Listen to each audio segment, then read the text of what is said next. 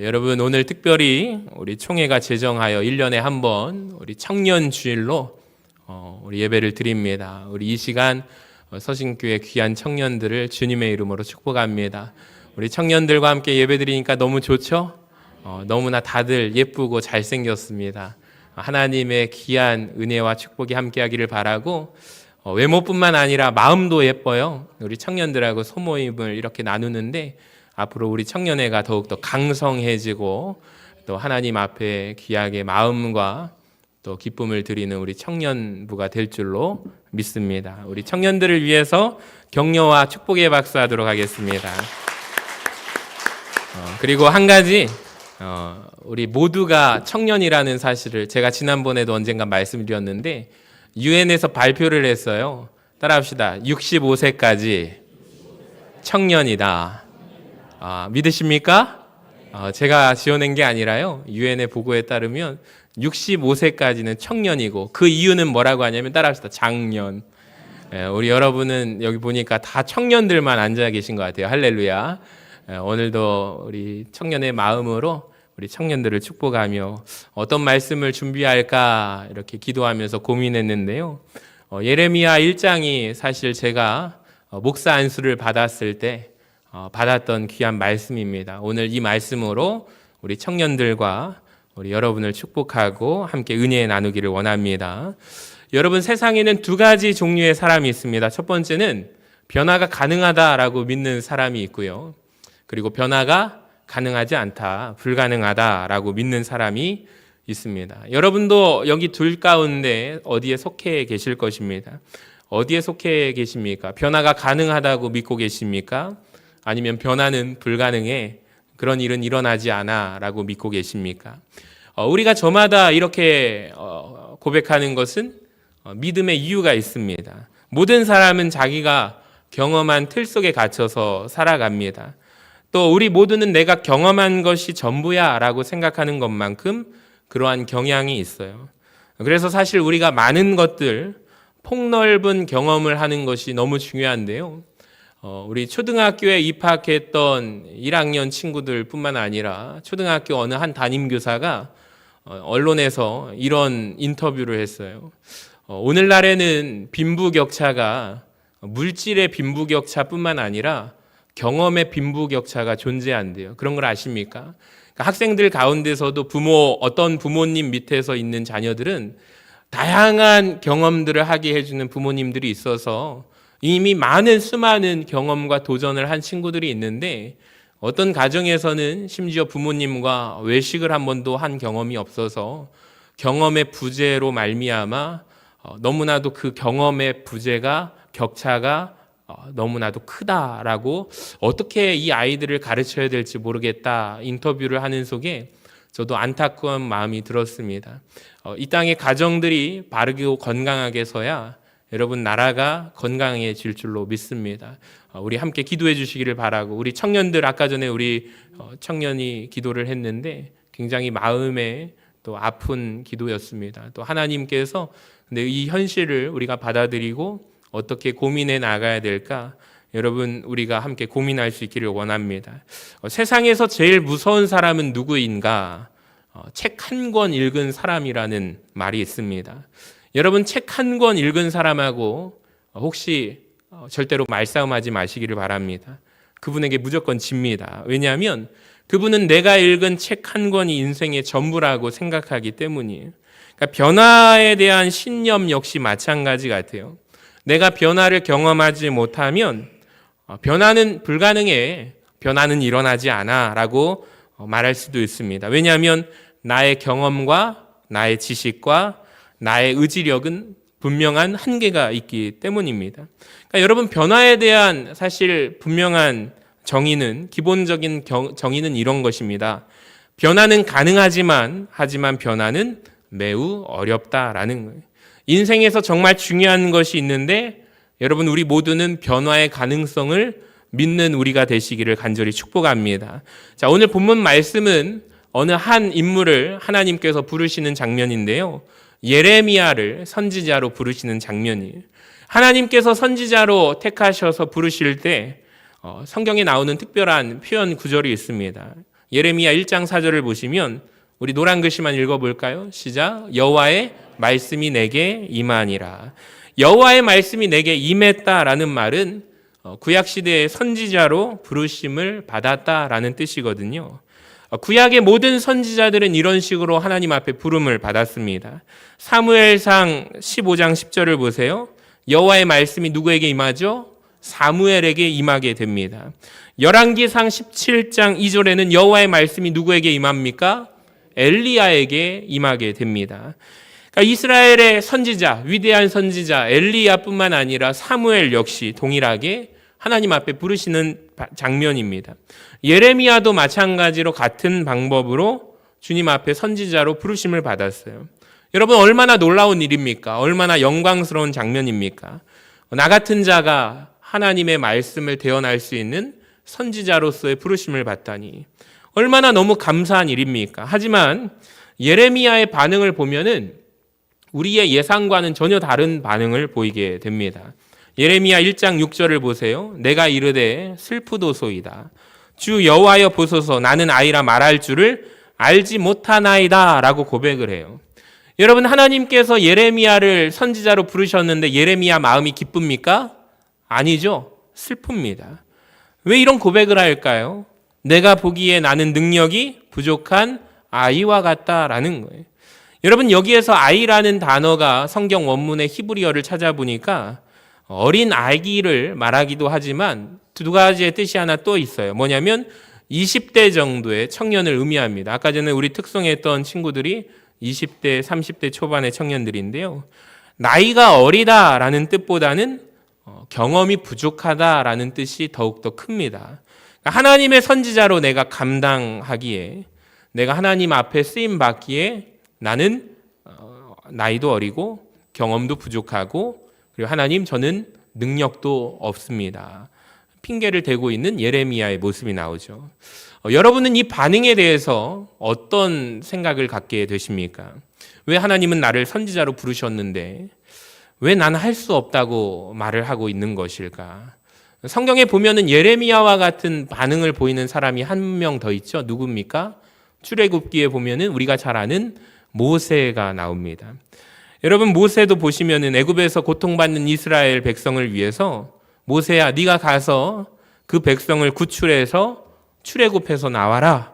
주님께서 말씀하시죠. 호렙산에서 하나님이 영광 가운데 나타나셔서 모세에게 사명을 맡겨주십니다. 근데 모세가 뭐라고 하나님 앞에 반응하죠? 출애굽기 4장 10절을 보세요.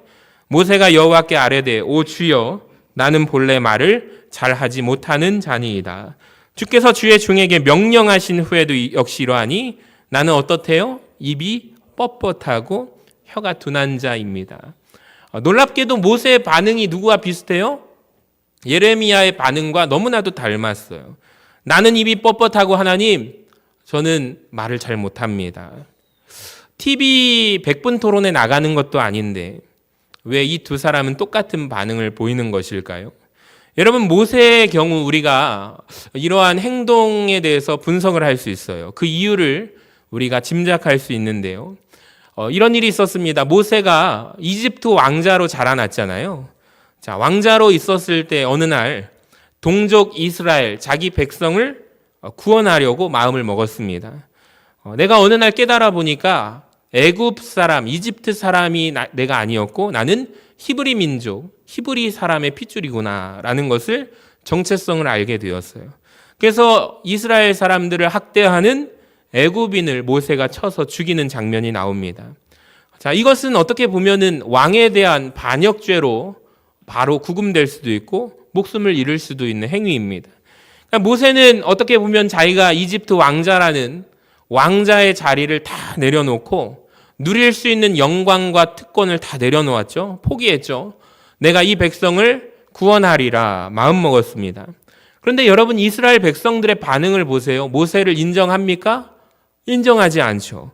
자, 출애굽기 2장 13절에 보세요. 누가 너를 우리를 다스리는 자와 재판관으로 삼았느냐라고 그 백성이 모세에게 반문하고 있어요. 그러니까 어느 날 보니까 자기 민족 히브리 사람들끼리 이스라엘 백성들끼리 싸우고 있어가지고 모세가 그 사이에 끼어들어서 제발 싸우지 말라고 말렸습니다. 자, 그때 한 사람이 모세에게 이런 말을 하는 거죠. 누가 너를 우리를 다스리는 자와 재판관으로 우린 너를 인정한 적이 없다. 강하게 반문하는 거예요. 그러니까 네가 뭔데 우리 사이에서 지금 이래라 저래라야 이런 말을 하는 거야. 그리고 모세에게 그렇게 말을 하는 거예요. 그러니까 모세 입장에서 이 말을 듣고 충격에 빠지죠. 큰 실망을 경험하고 좌절을 경험하게 됩니다. 나는 지금 이집트 왕자로서 누릴 수 있는 모든 혜택과 권리를 내가 다 포기하고 이 민족을, 이 동족을 돕고자 마음먹었는데 정작 그들은 모세를 리더로 인정하고 있지 않아요. 그러니까 모세가 여기에서 굉장히 상처를 받고 큰 허탈감에 빠져서 애굽을 떠나서 살인자로 도망쳐서 미디안 광야로 40년 동안 사는 모세의 모습이 나옵니다. 근데 40년 후에 모세에게 하나님께서 나타나서 명령하십니다. 모세야, 너는 이제 돌아가서 애굽으로 돌아가서 내 민족 이스라엘 민족을 인도해서 나와라. 하나님이 명령하십니다. 그때 모세가 뭐라고 말해요? 주님, 저는 입이 뻣뻣합니다. 저는 그렇게 못합니다. 말을 잘 못해요. 여러분, 하나님 앞에서 이 말을 하고 있는 모세의 마음이 느껴지십니까? 지금 모세가 자기가 내가 말 못해가지고 하나님 가고 싶어도 못 갑니다. 말을 못해서요. 이런 뜻이 아닙니다. 그러니까 모세의 마음에는 어떤 마음이 있냐면 상처 입은 마음이 있는 거예요. 과거에 40년 전에 이스라엘 사람들이 그 민족이 나를 인정하지 않았고 내 앞에서 면전에서 나를 거부했던 그 상처가 트라우마로 모세에게 남아있다라는 거예요. 여러분, 우리 모두는 자기 자신에 대한 생각을 가지고 살아갑니다. 나는 어떤 사람인지, 내가 약한 부분은 어느 부분이고 내가 잘하는 부분은 어느 부분인지 각자 자기 나름대로의 자기를 파악하고 살아가고 있습니다. 이것을 자화상이라고도 말할 수도 있고요. 우리는 정체성이라고 부를 수도 있습니다. 그러니까 우리가 만약에 연말에 제가 임명을 하잖아요. 연초에 직분자로 또 헌신자로. 그러니까 이렇게 그 성도님을 보다가 강한 부분의 쪽에 이분이 이런 쪽에 잘하실 거야 하고 맡겨드리면 기쁨으로 잘 일을 해내십니다. 근데 문제가 뭐냐면 전혀 내가 해보지 않은 새로운 사역 분야에 그분께 새로운 일을 사역을 부탁을 드리면 굉장히 당황해 하시고 고민을 하시다가 잠을 못 주무시다가 목사님 못할 것 같아요. 제가 이 부분은 약해요 라고 말하는 거절하시게 됩니다. 이건 사실 우리가 당연하죠. 우리가 잘할 수 있는 분야를 우리가 잘 알아요. 내가 못하고 약한 분야를 내가 더욱더 더 잘합니다. 여러분, 근데 어떤 사람이 내가 부정적인 정체성을 가지게 되었다면 그렇게 그 영향을 받았던 과거의 사례가 있다는 것을 아십니까? 그러니까 어떠한 사람이 아무런 이유가 없이 사람이 자기 자신을 부정적으로 바라보지 않습니다. 그렇게 생각하게 된 계기와 사건이 반드시 있어요. 그러니까 누군가가 했던 말이 큰 상처가 되어서 그렇게 마음먹을 수가 있습니다. 여러분, 이유야 어쨌든 부정적인 정체성을 가지면 이 세상을 부정적인 관점에서 바라보게 됩니다. 나는 할 수 없어, 우리는 할 수 없어 자주 말하게 되는 거예요. 얼마 전에 우리 학생들이, 우리 청년들이 개강을 했죠. 개학을 했죠. 신년을 맞이해서 3월 달에 방학을 마치고 개학을 했습니다. 중고등부 아이들에게 제일 화두가 무엇인지 아세요, 여러분? 큰 문제가 하나 있어요. 반편성이에요. 어떤 선생님을 만날지. 이건 초등학교도 마찬가지더라고요. 모든 아이들이 내가 좋아하는 친구하고 같은 반이 될 것인가, 그렇지 않을 것인가, 이걸 가지고 애들이 많이 기도를 했어요. 근데 딱 그 개학 되니까 이제 반 편성이 전날 나와가지고 가보니까 자기가 좋아하는 친구가 다른 반에 있기도 하고 자기가 좋아하는 친구가 있기도 하고 그래요. 그래서 이제 수요 예배 때 아이들이 개학을 해가지고 예배를 드리러 나와서 제가 2명한테 물어봤어요. 야, 누구야? 개학해서 어때? 어떻게 할만해? 그랬더니 반편성이 좀 잘못되었어요. 그런데 새로운 친구 만나니까 너무 좋아요, 목사님. 방학 때보다 개학하니까 너무 좋아요. 학교 가는 게 즐거워요. 이렇게 말하는 애가 있는데요. 또 어떤 애한테 누구야 어때 학교 생활 할만해? 그랬더니 저한테 뭐라고 하는지 아세요? 목사님 이번 생은 망했어요. 이러는 거예요. 아니 무슨 말이 그러냐. 그래서 제가 설교하러 가기 전에 물어봤는데 이번 생은 망했어요 그러는 거예요. 그래서 풀이 팍 죽어가지고 뭐가 문제고 망했어요 이러는 거예요. 그래서 기운 내라고 힘내라고. 그래서 선생님을 잘못 만난 것 같아요. 망했어요. 아니야 괜찮아. 무서운 선생님이 너의 인생에 큰 도움을 줄 거야. 이렇게 더 하다가는 이제 설교 시간 늦을 것 같아서 이렇게 위로하다가 올라갔습니다. 여러분 아이들도 마찬가지예요. 어떠한 생각을 가질 때 긍정적인 사고와 부정적인 사고를 할 때 영향이 있습니다. 사건이 있습니다. 누군가가 했던 말이 상처가 되기도 합니다. 오늘 모세와 예레미야도 보세요. 이런 말을 할 때도 다 이유가 있는 거예요. 과거의 경험, 상처가 정체성을 망가뜨렸기 때문입니다. 그래서 여러분 첫 번째로 중요한 게 무엇이냐면 정체성이 행동을 결정한다라는 거예요. 우리 같이 읽어볼까요? 시작. 정체성이 행동을 결정한다. 여러분 우리는 내 정체성에 맞게 살아가고 행동하면서 살아갑니다. 그러니까 지금 예레미야가 나는 선지자로서 나는 부족해, 능력이 없어 라고 말하는 예레미야에게 하나님이 뭐라고 말씀하는지 보세요. 1장 5절에 보세요. 우리 같이 한번 읽어봐요. 화면을 보고 시작. 내가 너를 모태에 짓기 전에 너를 알았고 내가 배에서 나오기 전에 너를 성별하였고 너를 여러 나라의 선지자로 세웠노라 하시기로. 아멘. 여기 보니까 내가 태어나기도 전에 내가 너를 구별하였다 말씀합니다. 주님께서 말씀하세요. 그것도 이스라엘의 선지자가 아니라 여기 보니까 여러 나라의 너를 선지자로 세웠다. 세계 여러 나라의 선지자로 하나님께서 세웠다. 하나님이 말씀하시는 거예요. 그러니까 부정적인 생각과 정체성을 가졌던 예레미야가 주님의 말씀을 듣고 주님은 주님의 관점을 이야기하고 계십니다. 여러분 질문하겠습니다. 여러분이 생각하는 정체성이 중요합니까? 하나님의 관점이 중요합니까? 당연히 하나님의 관점이 중요하죠. 내가 가진 정체성이 중요할까요? 하나님이 주신 정체성이 중요할까요? 당연히 하나님이 주신 정체성이 중요합니다. 그러니까 여러분 우리가 영적으로 자라고 성숙해 간다라는 것은 무엇이냐면 나의 시각, 나의 느낌, 내 생각, 내 관점을 내려놓고 하나님의 관점을 우리가 취하는 것, 우리가 바로 성장의 비결입니다. 그러니까 하나님의 관점으로 나를 바라보면 내 관점으로 나를 바라보는 게 아니라 하나님의 관점으로 나를 바라보면 우리는 과거의 상처로부터 자유로울 수 있다라는 거예요. 하나님께서 가지신 선한 뜻을 바라보는 우리 믿음의 사람들이 되시기를 주님의 이름으로 간절히 축원합니다. 하나님 저는 아이입니다. 말하지 못합니다. 거부하고 있는 예레미야에게 하나님이 또 이런 말씀을 주세요. 1장 7절을 보세요. 여호와께서 내게 이르시되 너는 아이라 말하지 말고 내가 너를 누구에게 보내든지 너는 가며 내가 내게 무엇을 명령하든지 너는 말할지니라. 너는 그들 때문에 두려워하지 말라. 내가 너와 함께하여 너를 구원하리라. 나 여호와의 말이니라 하시고. 여러분 하나님께서 말씀하시기를 너는 아이라 하지 말고 누구에게 가든지 하나님의 말씀을 선포하라 말씀하십니다. 그러면서 뭐라고 말씀하세요? 그들 때문에 두려워하지 말라. 따라합시다. 두려워하지 말라. 여러분 성경에서 가장 많이 나오는 명령이 무엇일까요? 기도 많이 해. 전도 많이 해라. 구제해라. 봉사하고 헌신해라. 이런 말일까요? 아니요. 여러분 성경에서 가장 많이 나오는 명령이 뭐냐면 두려워하지 말라라는 것입니다.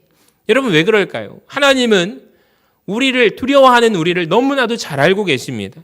우리가 얼마나 쉽게 두렵고 연약한 존재인지 주님께서 다 아시기 때문이에요. 그러니까 두려움이라는 감정은 여러분 언제 느낄까요? 도대체 두려움이라는 감정은 어디에서 오는 감정일까요? 무엇 때문에 우리는 두려워합니까? 두려움이라는 것은 이렇습니다. 내가 조절할 수 없는 환경, 내가 어떻게 하지 못하는 환경 속에 상황 속에 느끼는 감정이 두려움이라는 감정이라는. 여러분 한번 질문해 보겠습니다. 여러분 이렇게 환한 곳이 두렵습니까? 아니면 캄캄한 곳에 있을 때 두려우십니까? 캄캄한 곳이 두렵겠죠. 왜냐하면 어둠 속에서 깜깜한 속에서 내가 아는 공간이라 할지라도 잘못해서 실수하고 넘어지거나 다칠 수도 있고 모르는 위협이 나타날 수 있기 때문에 두려운 거예요. 여러분 어떤 일을 할 때 두려우십니까?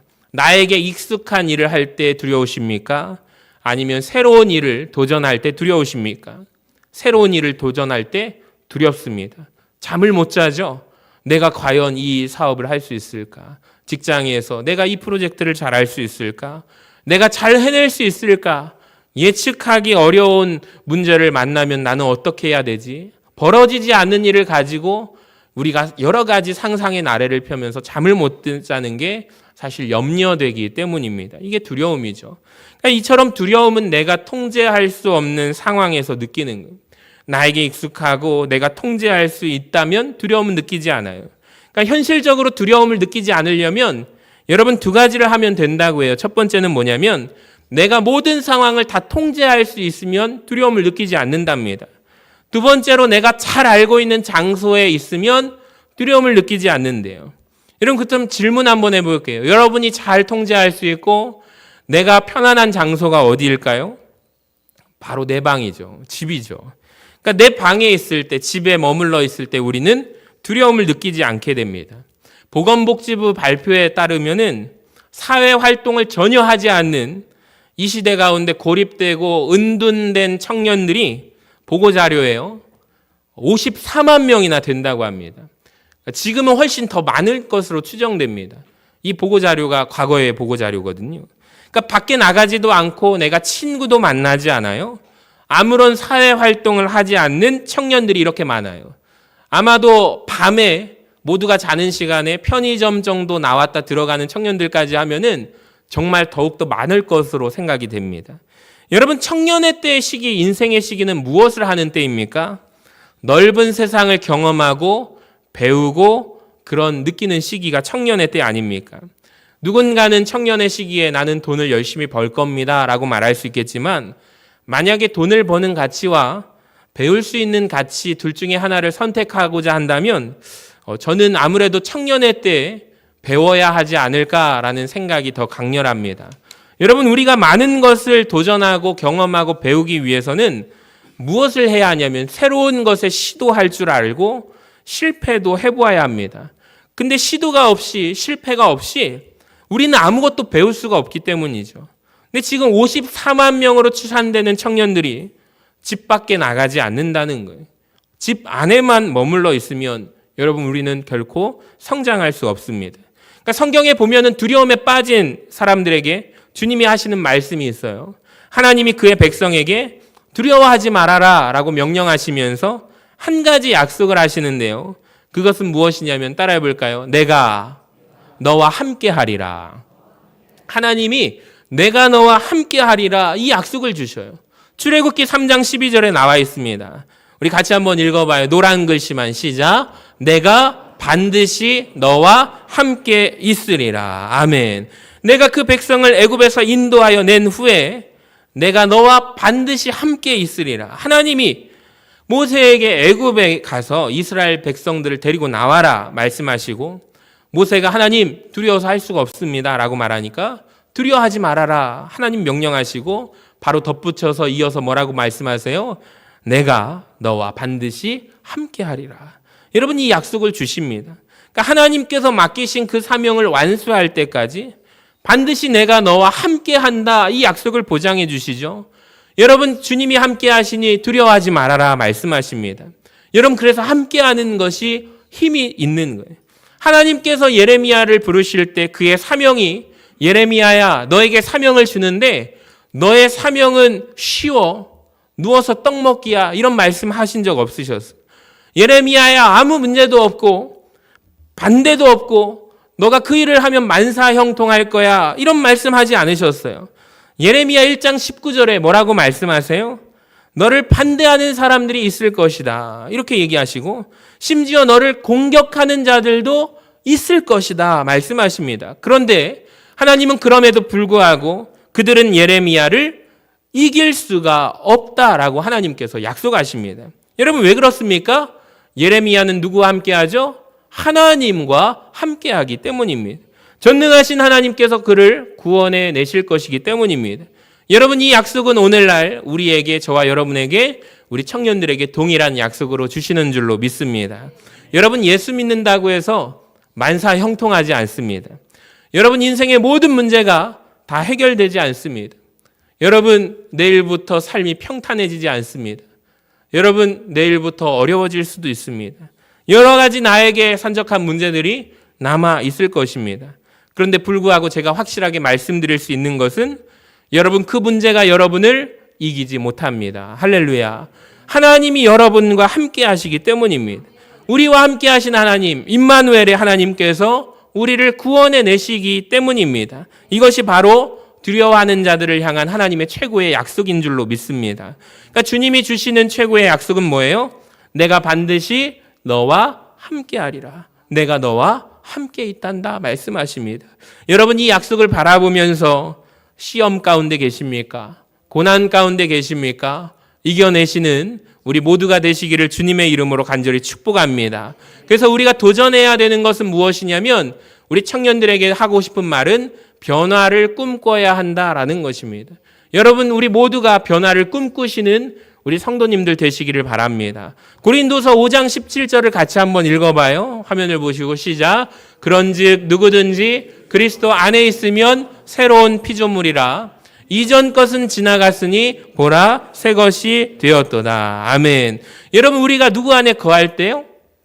예수 그리스도 안에 거할 때 우리는 이전과 전혀 다른 존재로 변화될 수 있음을 믿으시기를 바랍니다. 그러니까 하나님께서 우리 한 사람 한 사람을 창조하실 때 그리스도 안에서 성장할 수 있는 존재로 지으셨다라는 것을 믿으시기를 바랍니다.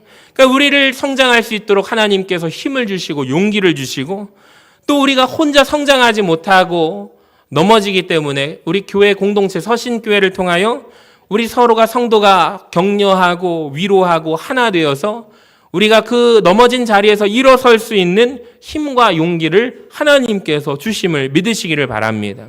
여러분, 인생 가운데 우리가 소망을 말할 수가 없다면, 내일이 오늘보다 더 나을 것이라는 믿음을 말할 수가 없다면, 우리는 사실 어제나 오늘이나 똑같은 것이죠. 내일이 필요한 이유를 찾을 수가 없습니다. 근데 여러분, 기억하세요. 소망이라는 것은 내가 꿈꾸고 내가 말하는 게 아니에요. 소망은 누가 주시냐면 하나님께 있어요. 하나님께서 우리에게 소망을 주시는 줄로 믿으시기를 바랍니다.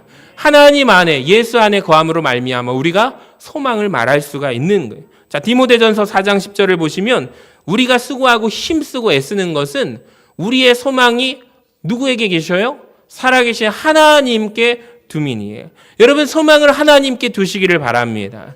여러분, 모든 믿는 사람, 특히 믿는 자들의 구주 되시는 하나님께 소망을 품고 나아가시기를 바랍니다. 여러분, 우리는 오늘도 여전히 수고하고 내일도 수고하고 살아갈 것입니다. 사실 우리가 하루 열심히, 오늘 예배 마친 후에 여러분 전주천을 열심히 뛰어보십시오. 하루 종일 저녁까지 뛴다고 해서 근육이 바로 생기지 않습니다.